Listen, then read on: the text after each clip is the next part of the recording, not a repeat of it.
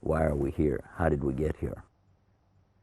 And some people said that there is no purpose. And they said that humans got here just by evolution, that we came from something on the earth called blue-green algae. And the algae, after a period of time, it sat there for so many years in the water, and then something came along and started to eat it. And then something bigger came along and started to eat that. And the bigger kept taking the smaller, and this was their idea of what they call evolution. There are many things wrong with this idea. First of all, there's no proof whatsoever. Even in some schools, they teach it as though this is proof. But in fact, if you read it yourself, you'll think about it, you'll say, that's not making any sense. One example I saw in the children's book about science, it said that all of the matter started in water. As Muslims, we know everything started in water. Allah said it in the Quran, but this is not the point. They said that there was these things, they started eating the smaller ones, and then bigger ones eating those, and bigger until they became fish. They said over millions of years, of course, became fish. And I think about that, I said, okay. So I turned the page, and now they're going to tell me how did they get birds. They said, okay, these bigger fish, they had these big, what do you call? Fins. Fins, yeah. And so the bigger ones with the big fins, they started jumping up out of the water and going like this, trying to catch the bugs that were flying over. And when the bugs would fly over, they would jump out and get them. And they did that over millions of years. And pretty soon their fins became what? Wings. Now, the strange thing is they forgot to tell us, where did those bugs come from? Yeah. Now, this is what they're calling science. But always throughout history of the human being, people have asked the question, why am I here? What is my purpose in life? And how did I get here? There are religions, of course, that tell us that there are gods that made this and gods that made that. And there are religions that tell people you have to do this and you have to do that. And many people are very satisfied with the religion they have. They're born into it and they accept it. They don't really want to question it. In fact, some religions, part of it is that you mustn't question. You can't ask a question. If you ask a question, it means you're not a believer anymore. Just get out. So you just believe. And if they tell you that 3 equals 1, you say, how? Just believe. If they tell you God is a man, he walks on the earth, you say, how? Oh, you just believe. If they would like to tell you that God can divide up and be many gods, that God is everywhere, and you say, how? They say, just believe. But for the one who really is searching for truth, the one who really wants to know, and they don't care about the people, but they care about Allah, they care about the God, they're going to think a lot harder, and they're not going to just accept something without any proof. But no matter how hard they think, they're still not going to find it anyway, unless Allah wants them to. And in order for this to happen, it's not just going to be the brain, is it? It's going to be the what? The heart. Because if the heart is good, then everything will be okay. But if the heart's no good, then it's all bad. So this brings us to the story of a prophet whose name can mean happiness.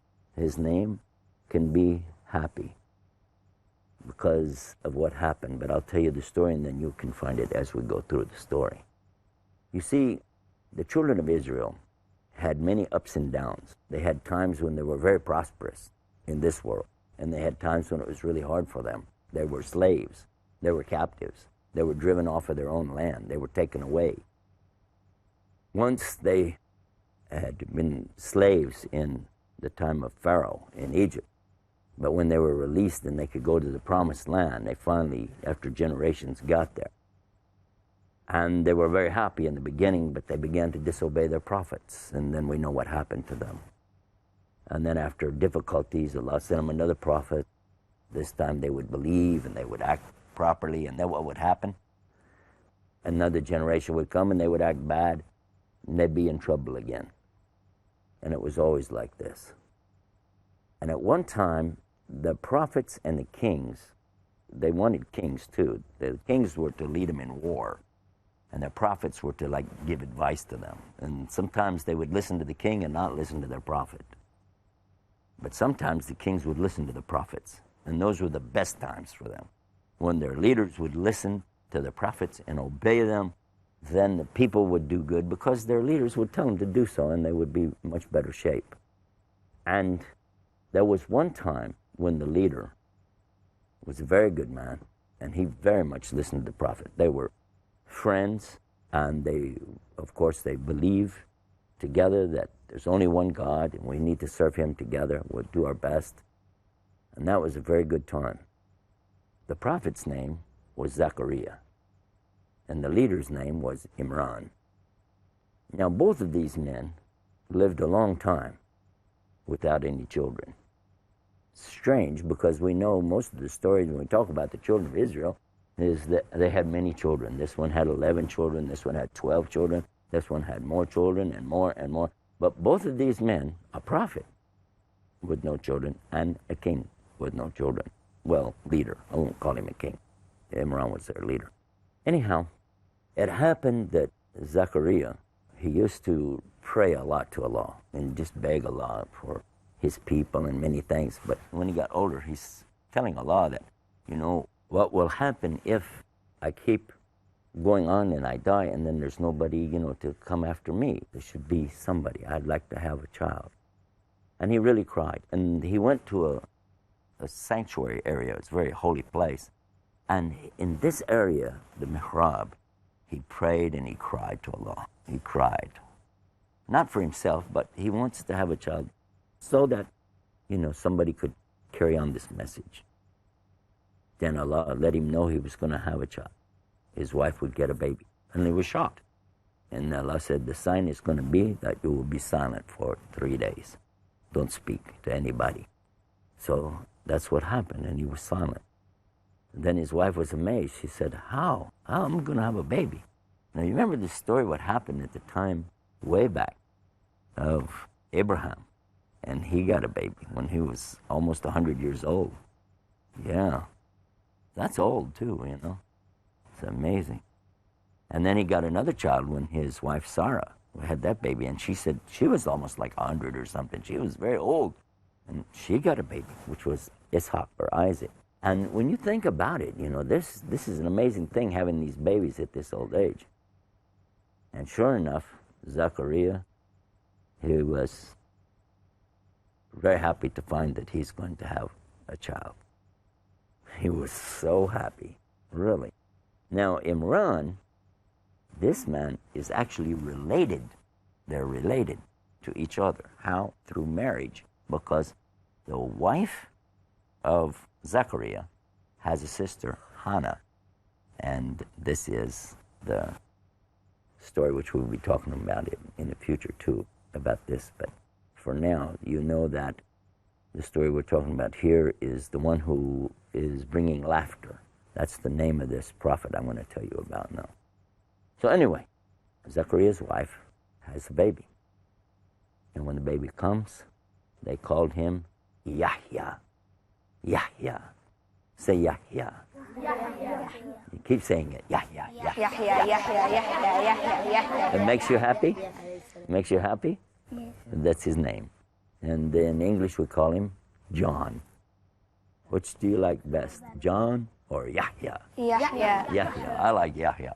John is a made-up name that came much later. It's the English version of Yahya anyway. So Yahya is a beautiful name. So if you meet somebody named John, you can ask them, would you like to know how to say the name the way John the Baptist used to say it? You say, yeah, how? Well, your name is really Yahya.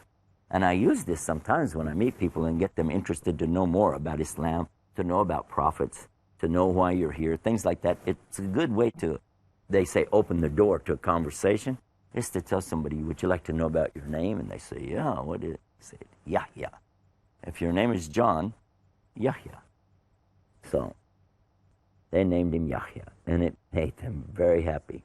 Now, as I already mentioned to you, Zechariah was well known as a very religious person. After all, he was considered as a prophet to them. And, of course, he's a good man. His wife is a very good lady. So, obviously, they're going to raise their child that way. Now, one thing we know about children is that they will raise up and be like the way their parents raised them up. Not just the words, because you can say a lot of words to a child, but it won't really change them. But they watch what you do. If the parents do something good, the children will do this. But if the parents say do good, but they do bad, the children will learn something called hypocrisy. And we're going to be talking about that more later. But hypocrisy in Arabic is nifaq. Can you say nifaq? Nifaq. Or munafiq. The one who does hypocrisy is a hypocrite or munafiq. And a bunch of them are called munafiqun or munafiqeen. So they named him Yahya, and it made them very happy. Now, as I already mentioned to you, Zachariah was well known as a very religious person. After all, he was considered as a prophet to them. And, of course, he's a good man. His wife is a very good lady. So obviously they're going to raise their child that way. Now, one thing we know about children is that they will raise up and be like the way their parents raised them up. Not just the words, because you can say a lot of words to a child, but it won't really change them. But they watch what you do. If the parents do something good, the children will do this.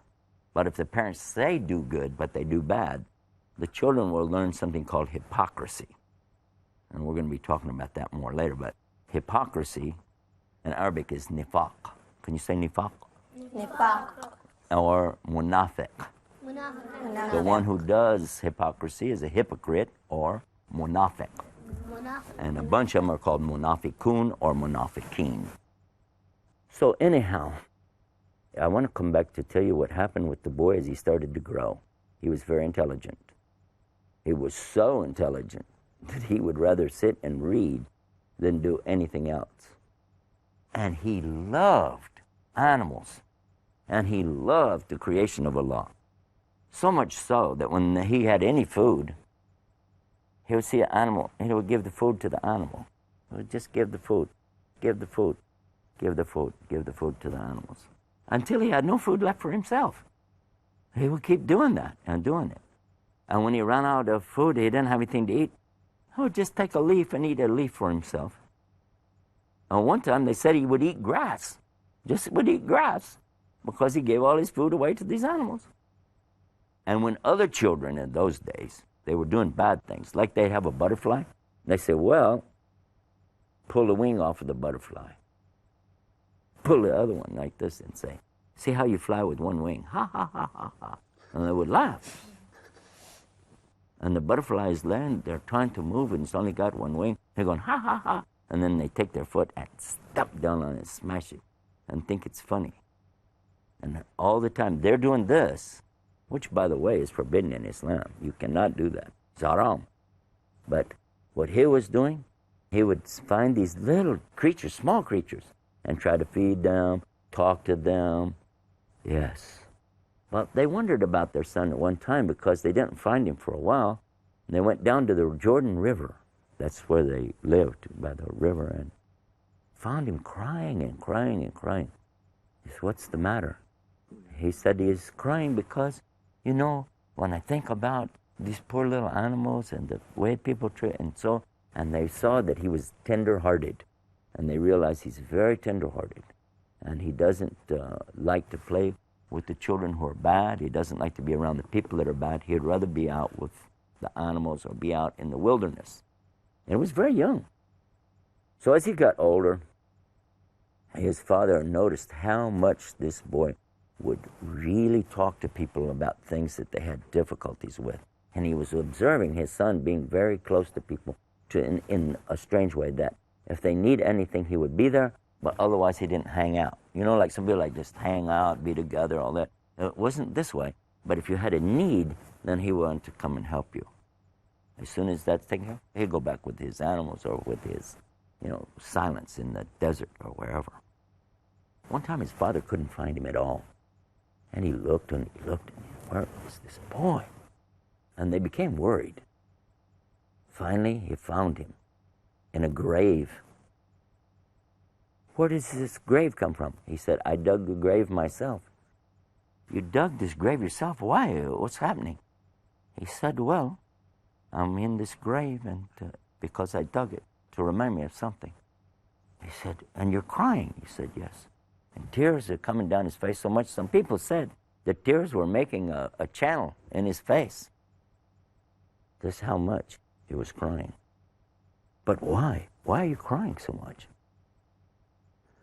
He said, my father, didn't you tell me that the distance between the hell and the heaven is just a span? A span is a short distance, you know. He said, yes. He said, so I'm crying because I'm thinking, you know, we're going to be so short on this life.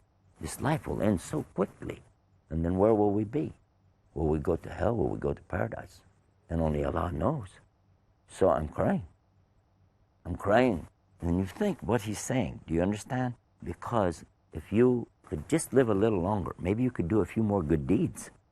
If you could live a little longer, maybe you could ask Allah to forgive you for some bad deeds. Huh? And this would be the only reason anybody would want to live longer if they really understood the meaning of the life. The way that Yahya, John the Baptist, explained to people, they understood real clear. It made it very clear in their minds. When he spoke to the children of Israel, he would wake up something inside of them that would make them kindle their thoughts toward the idea of La ilaha illallah. There's only one God. He created everything. He created me. I have a purpose. What is my purpose? Pretty good? Now, that's when your prophet comes in. You have to have a prophet. Somebody has to tell you so to make sure that what you're thinking is right. Because you might get pretty close, but with a prophet, you can get right on it because he's going to tell you. The way, you have to know what your Lord wants from you, and you have to do it. And the way you do that is by obeying your prophet. And he was teaching them, and they were obeying him. Well, things were going rather well, actually, for him. He was very happy because he would stay out in the desert. He would go out to his caves and places he liked to stay. And it was said, this is kind of funny, that one time he went in and there was a bear in the cave. But he was so busy thinking of Allah, worshiping Allah. Do you remember this word, dhikr? Can you say dhikr? Dhikr. Yeah, that's the right word. Now, this word, he was saying this, subhanallah, alhamdulillah, alhamdulillah, which means praise to Allah and thanks to Allah. We praise Allah, glorify Allah, subhanallah, alhamdulillah, and he walked right in on a bear. It really happened. And he just kept on going. And it was said that the bear saw him come in and realized that he's a prophet, realized that he loves animals. He could tell. So he was very, very careful to try to take care of everything. He wouldn't even step on ants, things like this. He was very careful. So the bear sees him, and you know what the bear did? The bear carefully walked out so he wouldn't bother him and put his head down real low. And he walked past him and left him. Can you imagine that? Wow. Well, anyway, this was all well and good. Everything was going along just fine. People used to come to him and ask him questions, especially about the law. It's called jurisprudence or Sharia, the Sharia for the children of Israel. The jurisprudence or the Sharia of Israel at that time was in books that they had. They had many books written about many subjects, that you could eat this or you could eat that. You could not drink this or you could not drink that. There were many of the laws that they were interested in at that time. One of the things that people ask about then, that they still ask about today, are the laws about marriage. Can this person marry this person? Can that person marry that person? And according to some religions, you cannot get married to somebody who's not in your religion. They have to be in your religion or you cannot marry them. And in some cases, they will have even laws about how close a relative can be. For instance, if you remember when we first talked about Adam, when he had children, one of them wanted to marry his own sister, which was forbidden. And even today, that's forbidden almost everywhere. But what happened, everything was going along rather well, as I mentioned to you already, that people were finding good answers with him. But the leader for the people at that time, his name was Herod. Herod, can you say Herod? Herod. Herod. Antipas was his name. Antipas. Herod Antipas is a king, a ruler. He may have had some good qualities. Of course, he was believing there's only one God. Most of them did, because the children of Israel did believe that. But he had this one hang-up. He had this one thing in his mind. And it was his own brother's daughter. His brother had a daughter, and she was very beautiful. She was so beautiful. Her name was Solomon. Now, the people knew it was wrong. Everybody knew it was wrong. They were all talking about it. You can't marry, your own brother's daughter. This doesn't work. Doesn't work, does it? But so they decided to take the matter to somebody famous that everybody trusted. Now, Yahya never charged money for what he did. Yahya didn't have any political interest. He just cared about following the law of Allah. And that's what he was teaching, following God's law. So when they went to him to ask him, they already knew what the answer was going to be. The reason to do this is what? So that they could make something against him, because some people hated Herod anyway. It wasn't about the marriage. It was really about some other things, and they wanted to kick him out. And they said, this is a good way to get rid of him. We'll start some issues here. So they went to Yahya, and they asked him. They said, okay, what does the law say? What does the Jewish law say about a man? Can he get married to his own niece or not? He said, of course not. No, here it is. He told him where it is in the book, exactly how it was, and how this is forbidden, it's haram, it's not permissible. But he didn't realize what they were really trying to do. They didn't care about the law for that. They didn't care about the guy getting married to his, they wouldn't care if he married his own grandmother. All they wanted to do is find a way to cause trouble. And it caused a lot of trouble, fast. The trouble was here and there and everywhere. Everywhere. There's people talking. Everybody was making too much. They were going crazy because it did exactly what they wanted to happen.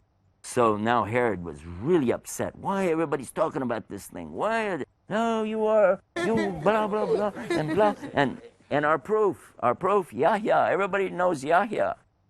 Yeah, he has no desire for anything. He doesn't want any position in the politics. He doesn't want to run anything. He's not asking for money. He's just telling us that's the law. We trust him. We believe in him. And really, whether they believe in him or not, but they're saying that because they know that he will keep staying on this thing, and he'll say, no, you can't do that. We'll be talking about some more of this and some of the other issues, the episodes that come, but you'll see about this story too.